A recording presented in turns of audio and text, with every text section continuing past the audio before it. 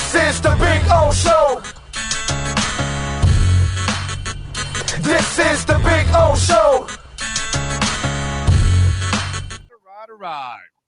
Ira, before you came on, I was talking about this because you get to learn things about coaches as time goes on. You get to see their tendencies and who they are and things like that. And while there's a lot of things personally to like about Mike McDaniel, one of the things that he has to balance as a head coach, sure, you got to call plays and all that, but you have to have an awareness of what's going on in the game itself and decisions that have to be made.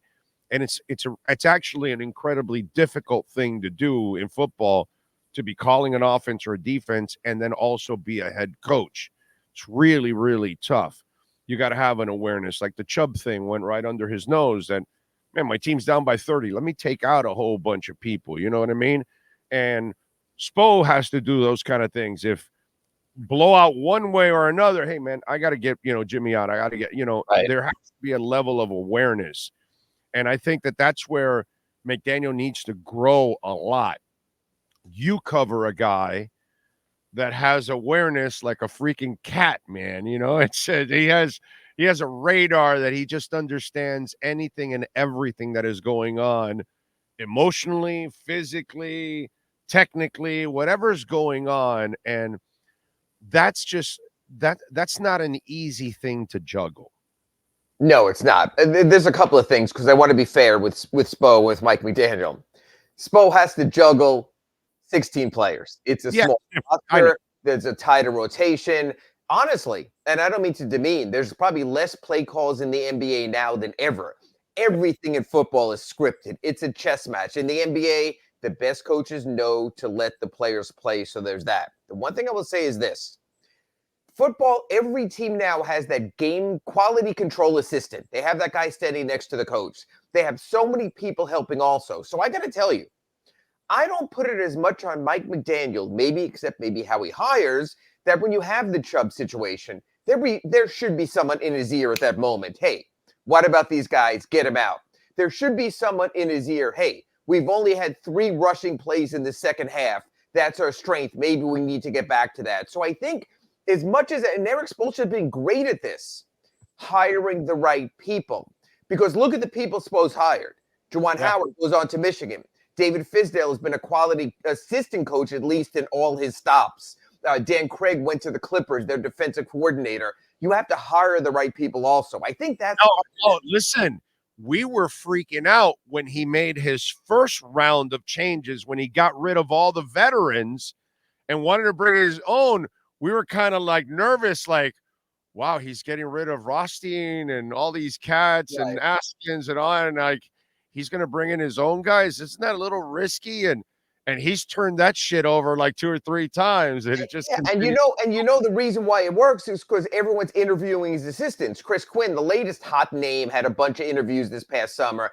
I think it was interesting what Mike McDaniel did when he realized that you need that experience, and went out and got Vic Fangio, who I think we both agree has done a really good job over the second half of the season, bringing together this defense. I mean, hell, it was held together by like Scotch tape the other night, and he still found a way. Honestly, what was a quality defensive effort against one of the biggest game makers, playmakers in the NFL. Even on a flukish deflection off a helmet that ends up at the back of the end zone and a special teams touchdown. Right. And you could say, hey, the week before, not so good against Lamar Jackson. Who is good against Lamar Jackson? He's that kind of player. So you say that, but I still would rather have Vic Fangio on my side going into a game like this weekend against Kansas City and at least give me a chance. So I think a lot of this has to do, you have to hire the right people as well. And Big O, you've seen this. That's his skill as well, to get those people in that position to help make you better. I'm with you there. All right. Last night, I got the game I wanted. Okay. I love what Bam did. 9 of 12, super efficient, 22 points, the 12 rebounds, all that. Tyler with 28. I thought, hey, listen, I know it's the Rockets. It's a beatable team, all that kind of stuff. But considering everything that you're missing, it was a really cool game by your top players. Well, I'm going to take it a step further. It was. But as Spoelstra said after the game, it was also a really cool game by their X factors, the other guys in there. What you were seeing on a consistent basis now is a team that has a couple of main guys, but they also have all these supporting guys, the Jaime Jaquez's, Haywood Highsmith comes back last night, Duncan Robinson, 7 assists. That's what this team needs. There are teams with superstar power. We saw the Clippers last week with Harden and George and Kawhi Leonard. They're built that way. The Heat are not built that way. But even last week in the game against the Lakers, 8-man rotation, 8 guys in double figures. That's what this team needs. That's what's going to make them the most successful. So yes, they know who their leading men are, but everyone is contributing. Very rarely have there been guys in the last 2-3 weeks step on the court for the Heat and not put their imprint on a game. That's good coaching. That's good GMing. That's putting everything together. And one thing I want to point out, because I know you always ask me what I'm working on, but I almost can use some help from your listeners out there. The Heat last night started 4 of their own homegrown first-round picks. We always talk about the Heat trading away their first-rounders. We talk about the Heat not valuing the draft. Holy crap, what this team has gotten out of the draft since 2017. You got Bam Adebayo in 17. You got Tyler Hero in 19. Then you got Jaime Jaquez last year. And even in 2022, Nikola Jovic is looking like a better pick. I could not find a time in the Heat's history when they played 4 homegrown first-rounders on the court at the same time until I go back to the Steve Smith, Glenn Rice, Ronnie Cycli, Alec Kessler, Willie Burton. Even during the other eras, they might have had 3 first-round picks on the same court when they had Dwayne Wade and Caron Butler. But it really shows this team has also maximized the draft in the last 6-7 years. Why? Because they're smart. What has changed with them that they unearth so much non-drafted talent, and the drafted talent now has been more consistent than it's ever been in the Riley era? Because they've held on to the picks, because they understand in this salary cap, your favorite thing, luxury tax world, you can only spend so much. Hey, it was a hoot going out and signing Chris Bosh and LeBron James. The economics have changed in this sport. You might be able to trade for them. You can't just sign outright. So they've kept more of those picks. Their scouting has always been immaculate on the college level. Yeah, like I mentioned, going back to the Rasul Butlers and the Josh Richardsons at number 40 out of Tennessee when he was taken at 15. Yeah, there have been some blips, the Justice Winslow pick, Precious Achua, but more and more we've seen this team. They know, and I'll tell you why also, because they know who a Miami Heat player is. The outlier is probably Jovic, a little different player. But you can see the second year in the Heat developmental grinder, how he's changed and moved more in line with who they are. And that's really heartening. I didn't even notice it when the game started. But he must be Heat culture mentally, Jovic. Is what I'm saying. Mentally, they must take a step further. He's Heat intellect. The Heat have smart players who know how to play the game. Those European guys who play over there, we've seen it with Doncic, we've seen it with Jokic. They're some of the smartest IQ basketball players because that's what they prioritize over there over the athleticism. So Jovic came in knowing how to play the game. He came in at 19. He came in as a beanpole. He had to learn to toughen up. Last night was a nice step. Not sure he plays with a full rotation, but the Heat, I think, more than anything, are getting high IQ players to come in so they don't have to deal with a bunch of, for lack of a better word, dumbasses and getting them in the right spot. That wasn't always the case. They had drafted before some players. No offense to Michael Beasley, not condescending. He was a great athlete. But when it came to learning and functioning the game, he was so much of the focus of K-State that he never really had that sort of idea. He grew into that a little. Now the Heat are getting players that are saying, this is our system. This is how we play. Here, you have to answer our test. It's almost like they give an IQ test now before they draft. Yeah, I think there have been moments in Heat history, and that's one of those moments, and Whiteside's another one of those moments where they fell in love with the ability and the potential. And they said, all right, maybe we can mold the rest, even if he's at the moment not built like a Heat player. And then they couldn't, and they found that out. And it looks like now they're just trying to find the Heat player, and then they know they'll make him a better basketball player. Right. I don't know. They're not going to be the most athletic team. They're not going to run the fastest. They're not going to jump the highest, but they're going to play the game the right way. And it's interesting because before I came on, you were talking about the Dolphins, and you have to be built for certain situations. The Heat always build themselves with, hey, in the playoffs, mistakes kill you. You have to play a smart playoff style. All of this around the NBA, let's see how much we can score, sort of like the Dolphins were. Let's see how many three-pointers we can short, sort of like the Dolphins, always going to the passing game. The Heat are always built for the playoffs. I think that's the next step in the iteration of the Dolphins, is you have to, no matter how much fun you're having against the Denver Broncos and scoring 50 points, you have to pull back and say to yourself, is this going to be winning in the playoffs? Is this going to be the style that wins in December? That's what teams that go deep into the playoffs learn. Went through there. All right. Before I get to the injury question, are the Heat at 14 or 15 on the roster? The Heat are at 14 on the standard roster. So they have an open roster spot, but they're so tight against the luxury tax that even adding a guy on a 10-day contract for $150,000 translates almost to $500,000 in total payout with the luxury tax. That's why they're staying at 14. They will get to 15.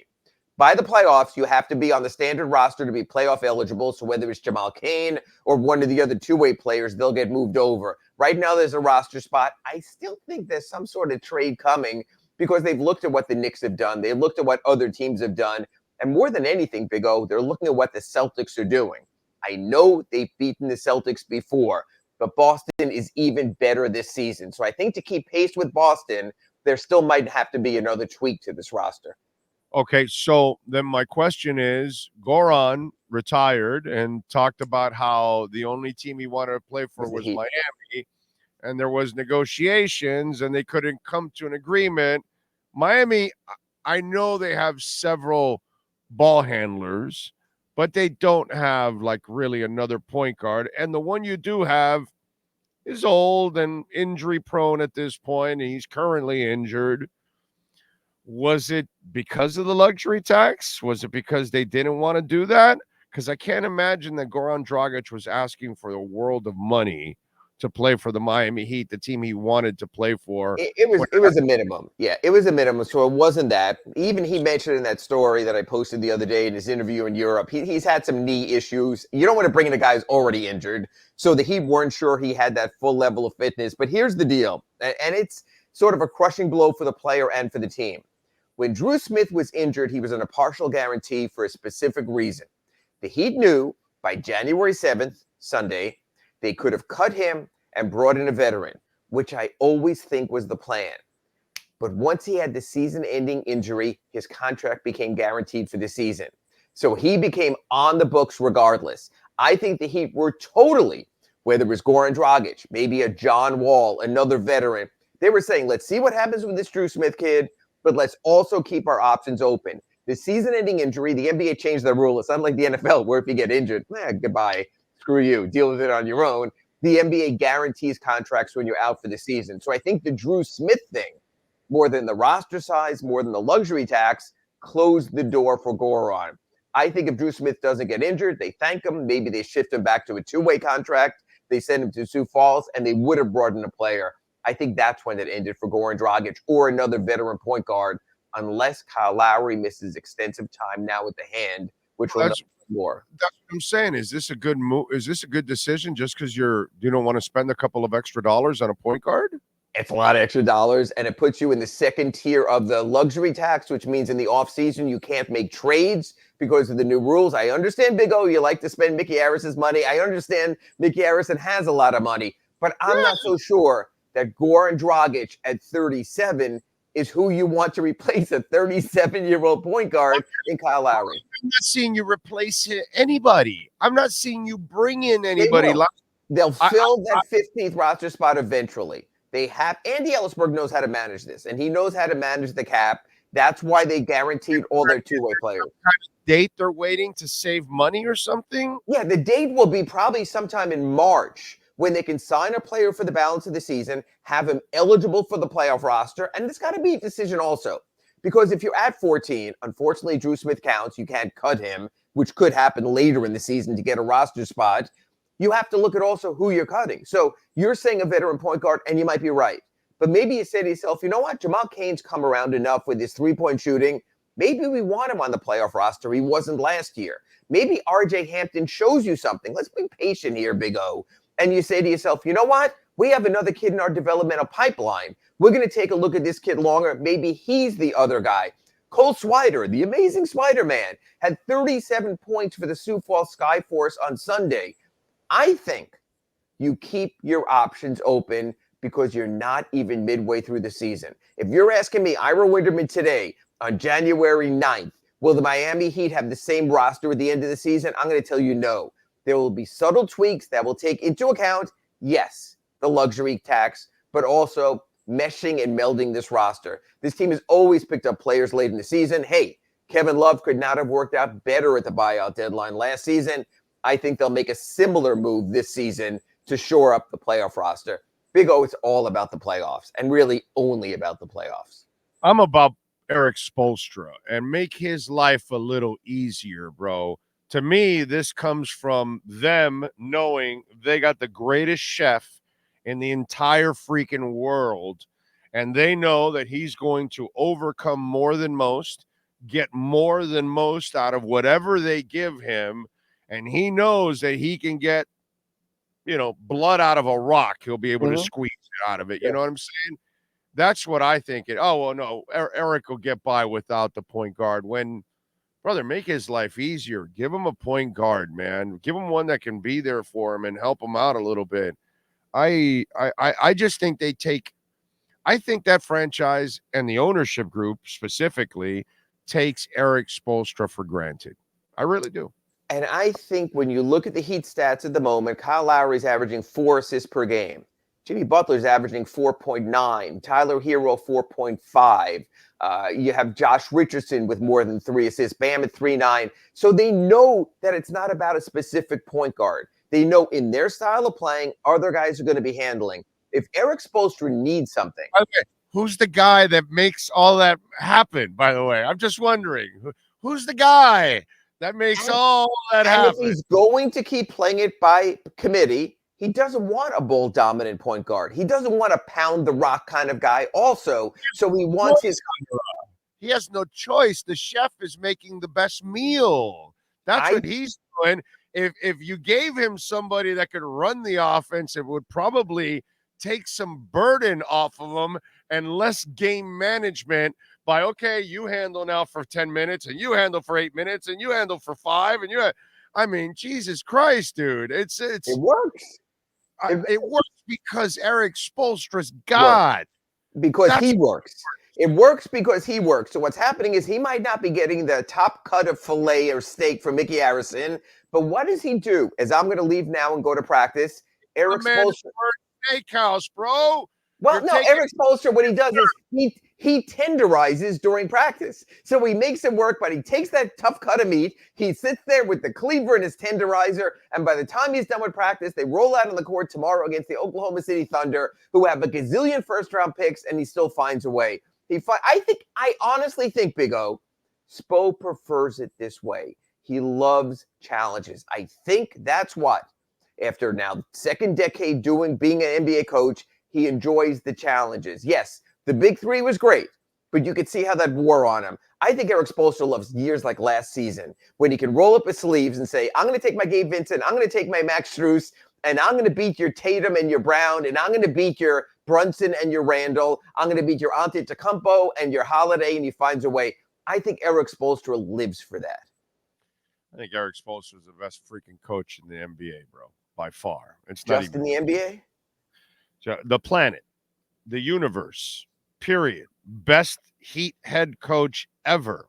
Just Heat history. Yes. Again, Heat history. Best Heat coach ever. And that to pass Riley, brother, that's some shit right there, man. All right, so what's going on with Lousy and with Butler? With Kyle Lowry, we'll find out more at practice today. The fact Lowry, I'm sorry. Go ahead. The fact that he didn't have his hand bandaged during ice is a good sign. He's only missed 4 games this season. He really has pushed through. I expect him again, it's a contract year. Of course you're going to push through. So I'm more optimistic there. What happened with Jimmy Butler is interesting because he basically has a turf toe, which, as you know, is a concerning injury in all of sports. That's why when his agent told me the other day not to worry and it's fine, I told him, that's fine, but I want you to put your name on it. I'm not going to do the sources said Jimmy will be back. I told Bernie Lee, if you feel that strongly, you tell me that. He did. If his agent came out that strongly, I would expect Jimmy back at some point during this homestand and then move forward. And the one thing we know, Big O, Jimmy's going to miss 20 games a season. Jimmy styles his own season the way he wants. I know that you have concerns down the road, but that's who he is. He saves himself for the playoffs. And except for that 1 year in 2021 when they were swept by the Bucks, he finds a way to be at his best at the best possible time. So for now, in Jimmy, we trust. No, I get that. I mean, I know he's a badass when push comes to shove. There's no doubt. I know what he is. That we can never complain about that with Jimmy.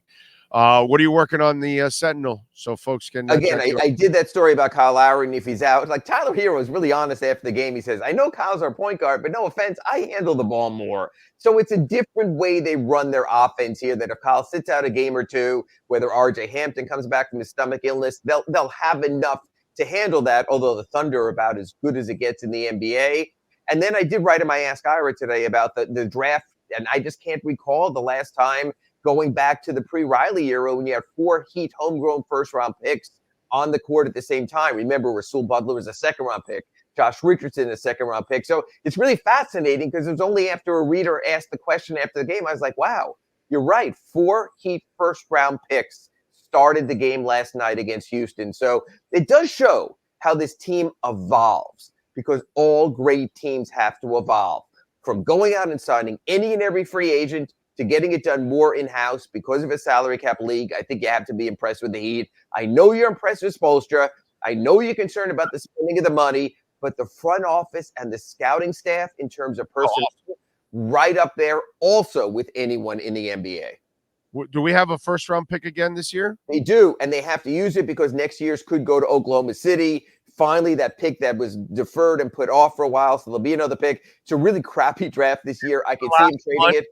You know what? Yeah. And then they have all their picks from there on out? And then after the one to Oklahoma City, they're taken care of down the road, so they have that. And that's why when people say, oh, they should throw a pick in here or there, no, you need to package them. We've seen one NBA first-round pick does nothing for you in the trade. You need at least 2, probably 3. So they're also in good shape down the road as well. And they're drafting well, so you might find yourself, because I think it will. Jaime Jaquez at number 18. I mean, you can't beat that for value. No, I think he's going to be a star, dude. I think that kid's going to for sure NBA first team all rookie. And you know what? He's right up there with Wembanyama and with Chet Holmgren, and we'll see tomorrow. He still could make a run for rookie of the year. I think it's going to be interesting. Yeah, definitely. And if you're playing big games, yes, and you draw the notice, and he's part of those big moments. Yes. Rookie of the year, bro. For sure. Because San Antonio is not going to be playing any kind of meaningful basketball. Except the hype machine has been Wemby, and he's still going to get the national TV games. So we will see. Yeah, no doubt. Follow him on Twitter at Ira Heatbeat. Ira, we will catch up next week. Thank you, sir. Catch you next week in our accurate Pembroke Pines report. Thanks, Big O. Thank you, sir. There you go. Ira Winderman and our Acura of Pembroke Pines, Miami Heat, and NBA report. And when we talk about Acura Pembroke Pines, they're at 15601 Pines Boulevard, just off of I-75, and Pines' #1 volume sales dealership in the United States. And right now, folks, the Integra, you can get the 2024 model for $329 a month. The TLX 2023, $399 a month. The MDX 2024, $529 a month. You can get them all 3.9% financing for 36 months. Get on down there. Tell them that Big O sent you. If you own an Acura or lease an Acura, you can also go to the service center. Mike Chan, Jordan Ferber, great people out there. They'll take care of you at Craig Zinn's Acura of Pembroke Pines.